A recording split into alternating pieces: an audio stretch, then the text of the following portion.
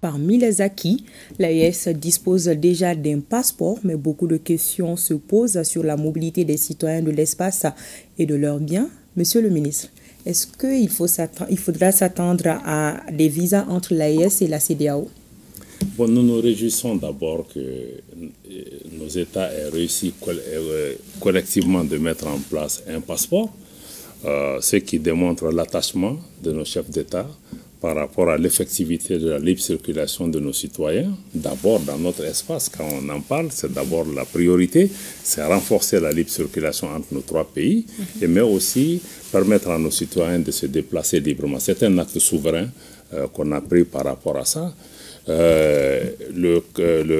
mois de décembre, le 14, vous avez vu, le Collège des chefs d'État de l'Alias a adopté une déclaration dans laquelle nous indiquons que l'AES est un espace sans visa pour les ressortissants des pays membres de la CEDEAO, pour montrer encore une fois que pour nous, nos populations AES comme hors AES, c'est le même peuple.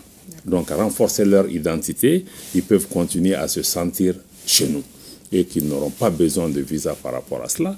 Maintenant, pour les autres questions, je pense que les discussions en cours avec la CEDEAO permettront de déterminer vraiment l'étendue de cette question de visa ou pas et d'autres arrangements par rapport à la libre circulation. Mais je dois dire aussi que la libre circulation n'est pas une création de la CEDEAO.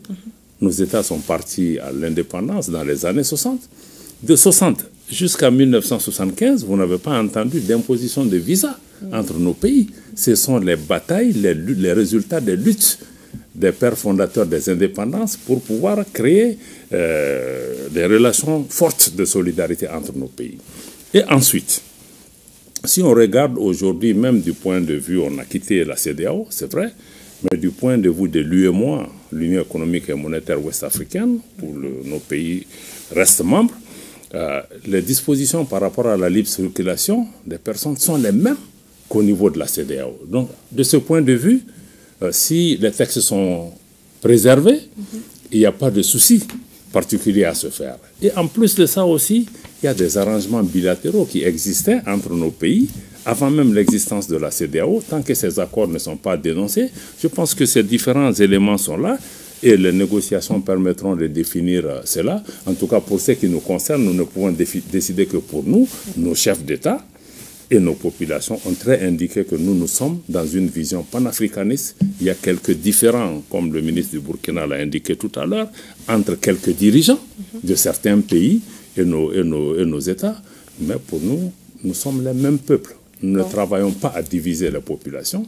Et nous travaillons en tout cas à trouver les arrangements nécessaires pour préserver nos populations. Parce qu'encore une fois, il faut que les uns et les autres sortent de la dynamique de dire qu'on va punir les populations pour renverser les régimes, pour pouvoir les soulever contre leur régime. Mais nos populations sont unies, c'est les mêmes populations. Il y a des acquis qui ne sont les acquis d'aucun État, d'aucun chef d'État et même d'aucun pays pris en particulier. Donc nous restons confiants, nous partons dans cette discussion avec ces principes et cette vision que nous devons créer un espace pour nos populations et préserver les acquis.